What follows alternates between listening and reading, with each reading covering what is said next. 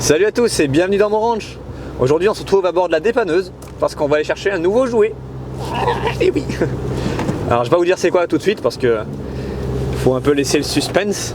Mais vous allez être étonnés parce que c'est pas commun comme véhicule pour un passionné de voiture américaine en tout cas je veux dire. Et voilà, je vais vous expliquer c'est quoi ce délire et c'est quoi le projet derrière tout ça. C'est parti.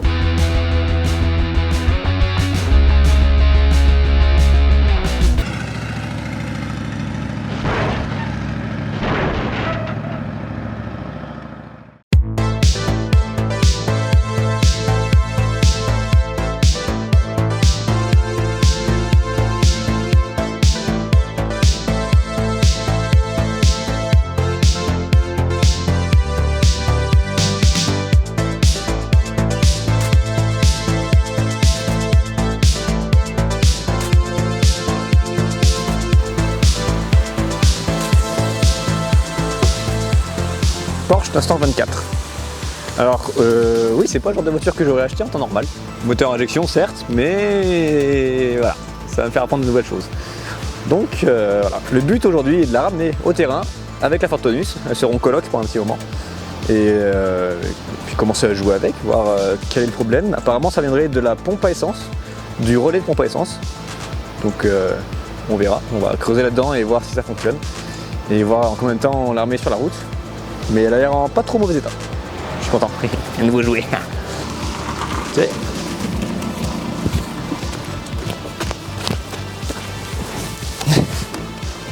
bon.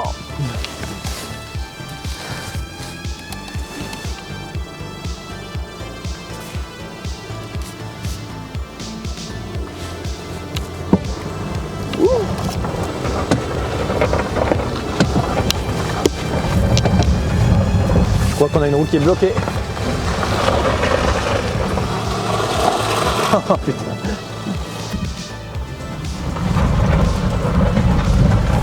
Hey.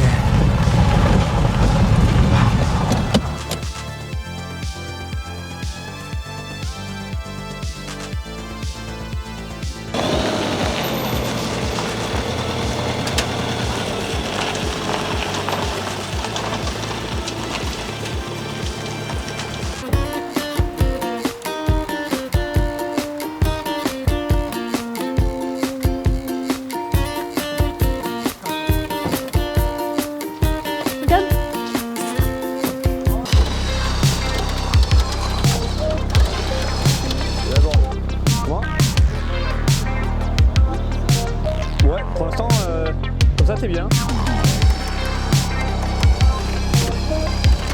Voilà.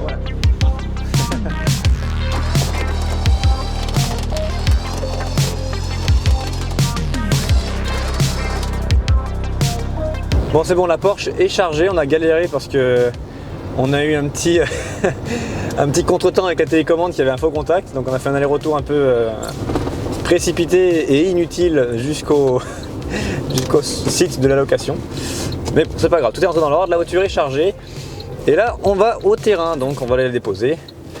Je voulais aussi vous expliquer vite fait que si j'ai choisi de prendre une Porsche, c'est pas parce que c'est un modèle qui me faisait rêver, ni parce que j'aime la marque Porsche en particulier, mais parce que celui qui me l'a vendu, donc en question, est un ami et il me l'a vendu à un prix plus que raisonnable, quoi. C'était pratiquement donné, et ça aurait été dommage de passer à côté de cette occasion de faire d'autres contenus vidéo avec une voiture sympa quand même, parce que ça a beau être la Porsche du pauvre comme beaucoup la surnomment, ça reste une Porsche et je me dis que ça peut être rigolo à conduire comme voiture.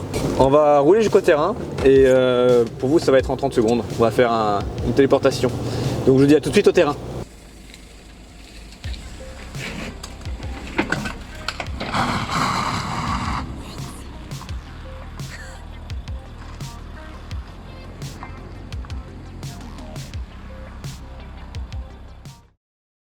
Bon voilà, ça y est, la Porsche est sur place. On a bien galéré parce que le chemin qu'on a dû faire avec la Taunus la dernière fois, on a dû le faire encore une fois, mais avec la Porsche cette fois-ci. Et les étriers étaient un peu plus grippés que sur la Taunus, donc c'était rigolo. Ah, c'est assez rock'n'roll et en plus il a fallu que je me dépêche parce qu'il fallait que je ramène le camion de dépannage. Donc c'est pour ça que la vidéo qu'on voit juste avant, je descends de la rampe à fond la caisse et puis J'essaie de prendre de l'élan en fait pour essayer de faire tout le chemin, mais bon forcément j'ai fait qu'une partie. Donc voilà, tout ça pour dire que la Porsche est sur place, c'est cool. La peinture en question, forcément on n'est pas une peinture d'origine, vous vous en doutez bien. On va essayer de voir si on est capable de restaurer un peu la peinture. Ça va être dur parce que justement avec les trous de mastic qu'il y a par endroit, là sur les portes et tout ça, je pense que ça va être dur d'avoir un beau rendu. Donc à mon avis, ce qu'il y a de mieux à faire, ce serait de virer donc toute la peinture en surplus là, on sent que c'est granuleux au toucher, ça fait un peu du relief, et peut-être faire un covering. Sa couleur d'origine, c'était donc celle qu'on voit ici un peu, un espèce de vert, bon là il est mat parce que ça a été poncé je pense, mais un vert un peu brillant, vert bouteille, genre le vert qui était à la mode dans les années 70 un peu.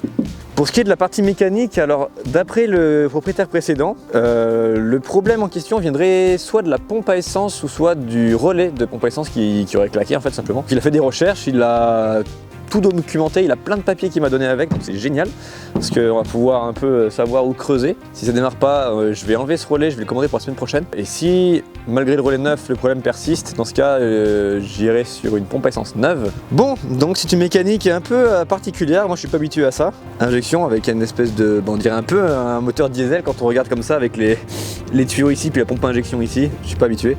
Ce qui est cool aussi avec la voiture, c'est que c'est un système avec des feux escamotables, moi je trouve ça rigolo. Première fois pour moi que j'ai une voiture avec des feux comme ça, on va voir ce que ça donne. Maintenant on va jeter une batterie là-dedans. Et puis il va falloir que je... Oh putain, comment je vais faire pour amener la voiture là? Alors le plus est là.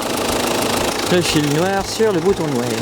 Pour l'instant, aucune voiture prend feu, c'est un bon début. Ok.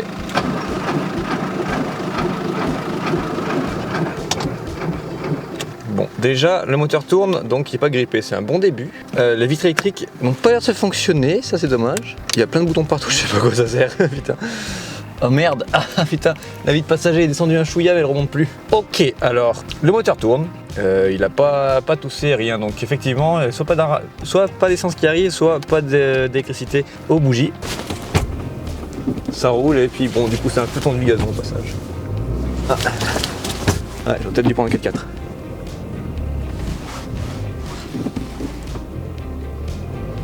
Allez, avec de l'élan ça marche.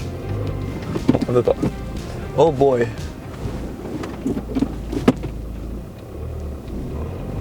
Allez, go, go, go, go, go, go, go, go, go. Ouais, ouais, ouais, ouais, ouais. Ah! Allez, vas-y. Oh boy. Putain, j'ai cru que j'allais rester bloqué. J'ai fait une belle trace de burn sur un petit 5-6 mètres. Voilà, ça c'est le burn que j'ai fait. Qui va jusqu'à là-bas. Jusqu'à la sortie du terrain. Maintenant, donc il y a le problème effectivement, donc la pompe à essence qui ne fonctionne pas ou le relais qui a claqué, un des deux, ou peut-être même les deux.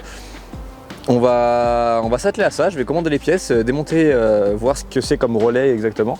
L'avantage aussi de cette Porsche, c'est qu'il y a plein de pièces qui sont les mêmes que sur des Volkswagen et même des Audi, je vois le logo Audi ici. Donc c'est cool parce que ça permet de se faufiler et réussir à trouver des prix un peu moins chers que si tu avais acheté chez Porsche directement. Sur Oscaro on trouve plein de pièces aussi, ça c'est cool. On va peut-être s'en sortir pour pas trop cher, à peu près autant que la Tonus j'espère. Bon, alors déjà pour ce qui est du moteur, moi ça me change un petit peu de mes petits moteurs à carburateur. Bon, ça reste un petit 4 en ligne. Ce qui est rigolo c'est que c'est un 4 cylindres mais incliné comme ça. Ça me rappelle un peu le 4 cylindres que j'avais sur ma Toyota Camry, c'était pareil, le même délire.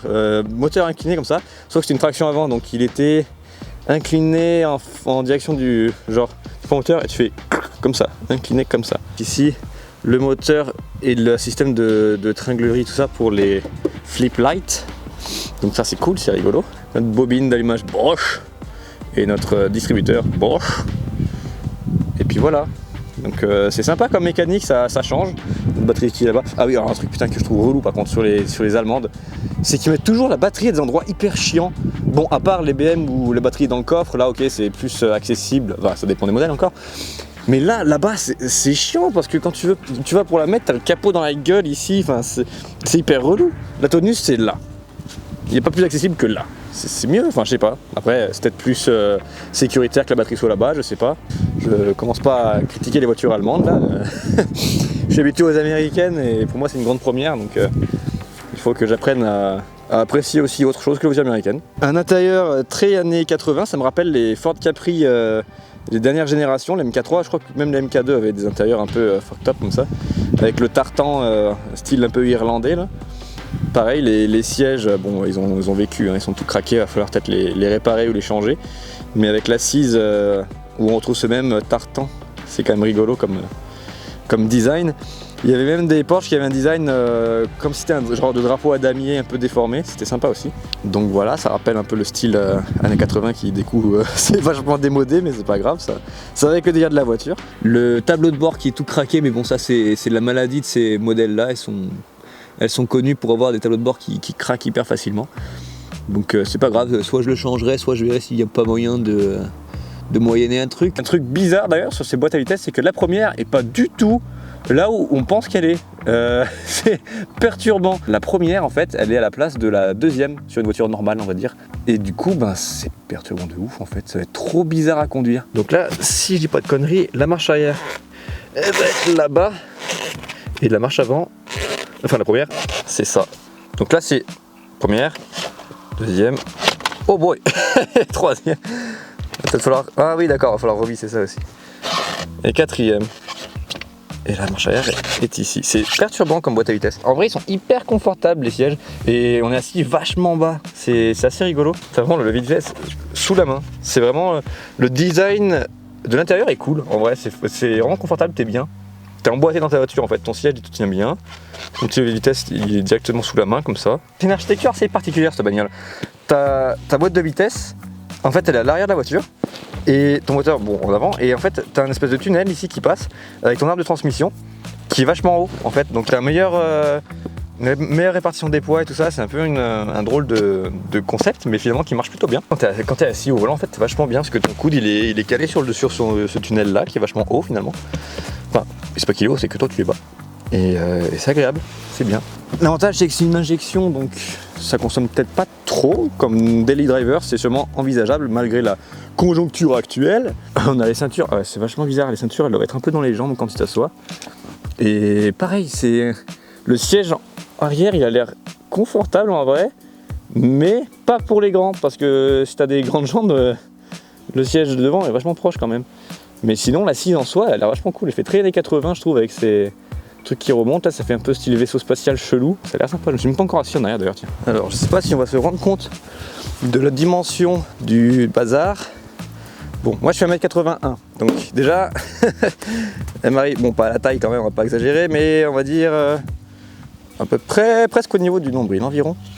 Donc elle est quand même pas très grande, pas très haute en tout cas. Faut pas non plus être trop rigide du dos je suppose pour pouvoir se contorsionner dans ce genre de voiture. Ah putain, ça me fait chier de mettre les chaussures sales dedans. J'ai essayé de pas en mettre de partout. Oh waouh, ah oui d'accord, il n'y a même pas de la place pour mettre les pieds sous les sièges.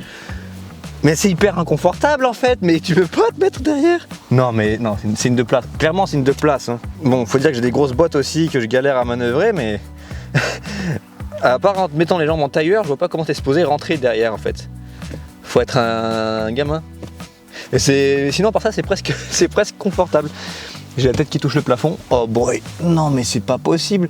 Tu peux pas te mettre droit en fait sur le siège arrière comme ça. Puis même là, si je m'avachis genre un peu en avant comme ça, l'autre il me vient il me remonte dans la fourche puis. D'accord, bah ouais, hein, c'est une voiture de nain en fait. Mon père il pourrait rentrer en arrière du coup ça veut dire. Ah non, le ventre il passerait pas je crois. Mais sinon à part ça c'est rigolo, le siège en lui il est confortable, c'est juste tout ce qui est autour qui l'est pas en fait. Le plafond qui est vachement bas, le siège conducteur qui est vachement proche. Les pieds qui sont de travers, parce que du coup ça passe pas sous le siège conducteur. What the fuck. Non mais ils ont fait ça, c'était juste pour vendre du rêve, mais clairement c'est pas une 4 places cette bagnole. Je trouve ça juste rigolo. Un rien m'amuse, je suis vraiment un gamin. Ah putain, alors pour sortir, waouh.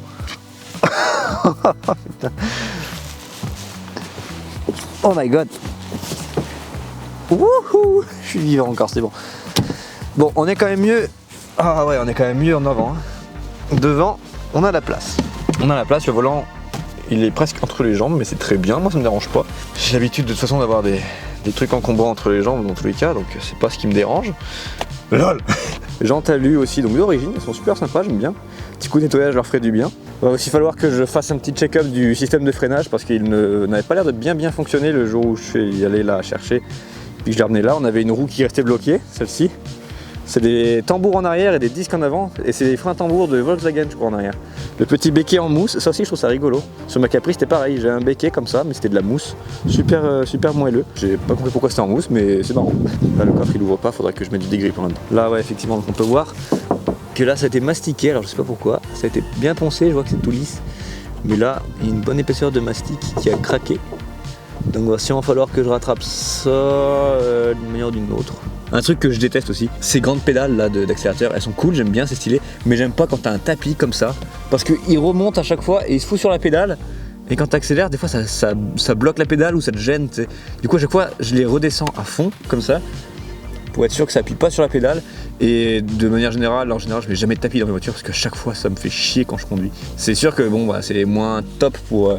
ce qui est du sol d'origine, putain bah d'ailleurs il est bien défoncé celui-là en fait. Donc dans tous les cas il n'y a plus rien à perdre, mais ouais, là, dans les tapis comme ça c'est tellement relou. Les fusibles ils sont là, et nous faut qu'on vire le gros bloc noir là en haut à gauche. Bah let's go. Bon voilà, j'ai enlevé le relais de pompe à essence. Bon c'est un bloc avec dessus quelques écritures qui sont supposées être le schéma de à quoi sert ce bidule. Donc on voit que c'est 12 volts, etc. On voit aussi le logo Volkswagen et Audi. Donc je suppose que cette pièce fait pour plusieurs modèles différents, donc c'est cool. Et un truc que je voulais essayer aussi, c'est les feux escamotables, est-ce qu'ils fonctionnent? Alors, la lumière c'est là. Yeah! Ah il fonctionne, c'est cool. Ah, c'est sympa comme délire. Bon, il n'y a pas la lumière. Ah putain, peut-être que les ampoules sont mortes. C'est des H4 les deux. Ouais, si c'est juste à changer, c'est pas grave. Eh nickel, bah c'est cool, putain je suis content, ça fonctionne ça aussi. J'aime bien le délire. Maintenant j'ai hâte de la faire rouler, de vraiment voir ce que ça donne sur la route, parce que là juste un petit tour comme ça sans la démarrer, c'est rigolo mais ça va 5 minutes. J'ai bon espoir pour ce modèle. Et ouais, un bon coup de nettoyage, il faut du bien déjà. J'espère que ce projet vous plaira autant que moi il me plaît, et que bah on va découvrir un nouveau genre de mécanique, hein. Ça change des américaines c'est sûr. Je continue d'aimer autant les américaines, hein. Ça ne change rien ma passion pour ces voitures là. Mais je suis passionné de voiture de manière générale, donc que ce soit ancienne, européenne ou américaine, j'aime quand même. Je préfère les américaines, mais c'est quand même sympa de rouler avec une petite Porsche comme ça tous les jours, c'est rigolo. Donc on va voir, petit projet sympa pour découvrir un nouveau style de mécanique et apprendre, continuer d'apprendre en fait. Je vous dis à la semaine prochaine et portez-vous bien d'ici là. Hein.